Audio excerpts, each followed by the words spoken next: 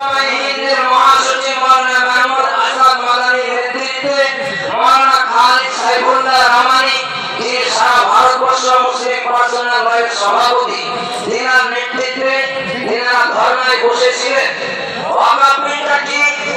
আমার এই বক্তব্য একদম স্বল্প 2-4 মিনিটের, যে সমস্ত ইমাম বন্ধু ইমাম ভাইরা শুনছেন, যারা আমাদের এই ঈদগাহ ময়দানে এলাকার ইমাম সাহেব আছেন, আমি সকলের কাছে অনুরোধ করব, আপনারা সকলে ওয়াকাফ বিল সম্পর্কে মসজিদে আলোচনা করুন। এখনো 100টায় 85% মুসলমান জানেই না ওয়াকাফ বিলটা কি, ওয়াকাফ সম্পত্তি কোনগুলো। আপনি হয়তো ঘুমিয়ে আছেন, আপনার খেয়ালই নেই যে আপনার আব্বার কবর দখল হতে চলেছে, আপনার খেয়ালই নেই যে জায়গাটায় নামাজ পড়ছেন এটা দখল হতে চলেছে, আপনার খেয়ালই নেই নটিয়াল বাজারে যে মসজিদে আমরা ছুটে গিয়ে নামাজে দাঁড়াই ওইটাও দখল হতে চলেছে, এটা আপনার খেয়াল নেই, ঘুমাচ্ছেন শুয়ে শুয়ে। মনে রাখবেন, মুসলমান ঘুমন্ত সিংহ, এরা এই ঘুমন্ত সিংহ ঘুমিয়ে আসে বলে কেউ এর সুযোগ নিয়ে আমাদের ধর্মস্থান, আমাদের এই ভারতের সংবিধান যিনি রচনা করেছেন বাবা সাহেব আম্বেদকর, তিনি আমাদেরকে অধিকার দিয়েছেন আমাদের ধর্মস্থানে আমরা ধর্ম পালন করব, ধর্ম উদযাপন করব, এটা আমাদের ব্যক্তিগত স্বাধীনতা।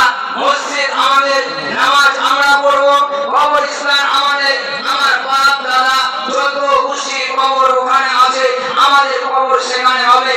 এখন কিছু ভারতবর্ষ যেদিন স্বাধীনতা হয়েছিল, স্বাধীন হয়েছিল, যাদের অবদান ভারতে ছিল না, এই ভারতবর্ষকে স্বাধীন করার জন্য আমাদের এই মুসলিম কমিউনিটি, মুসলিম জাতির উলামা সমাজের হাজার হাজার মুসলমান, হাজার হাজার উলামা টন টন রক্ত দিয়ে ভারতকে শহীদ করেছেন।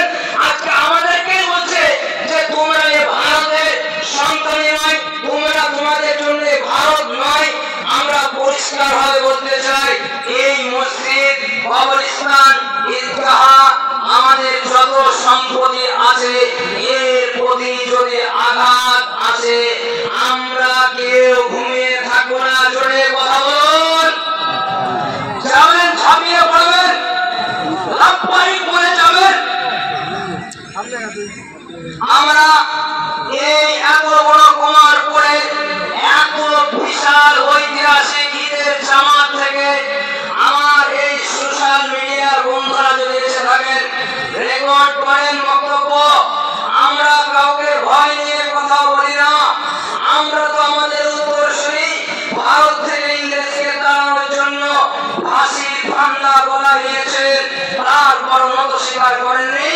সাদা বালুর সাথ ইংরেজকে ভারত থেকে তাড়িয়েছেন এই মুসলিম সমাজ, উলামা সমাজ, আপনারা সকলেই জানেন। ফলে আজকে এই ওয়াকাফ বিল আনতে চলেছে ভারতবর্ষে, এর কাজটা কি, ওদের লাভবানটা কি হবে? আমাদের মুসলমানদের যে শহীদে কবরস্থান আছে, আমাদের মুসলিম বোকানিগুলো আছে হাজার হাজার বিঘে, আপনারা জানেন কিনা আমি জানি না, কলকাতায় হাজী মহাসিন সাহেবের হাজার হাজার একর জমি আছে, যেটা মুসলমানদের প্রপার্টি, মুসলমানদের কাজে ব্যবহার হয়। এগুলো বলছে আজ দখল করবে। আজ আপনাদের ঘুমিয়ে থাকার সময় নেই। ভারতবর্ষে কনস্টিটিউশন আছে, এই কনস্টিটিউশনকে সামনে রেখে প্রতিবাদ হবে, প্রতিরোধ হবে, আন্দোলন করে তুলতে হবে। মুসলিম পার্সোনাল ল বোর্ড আমাদের যখন ডাকবে,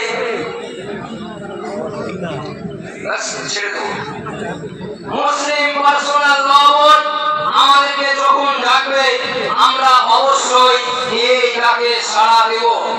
দ্বিতীয় বিষয় আমি বলেছিলাম প্যালেস্টাইন, আপনারা সকলেই জানেন, টেলিভিশন, মোবাইল, কলম পত্রিকা 3 নম্বর একটা পৃষ্ঠা আছে বিশ্বজাহান।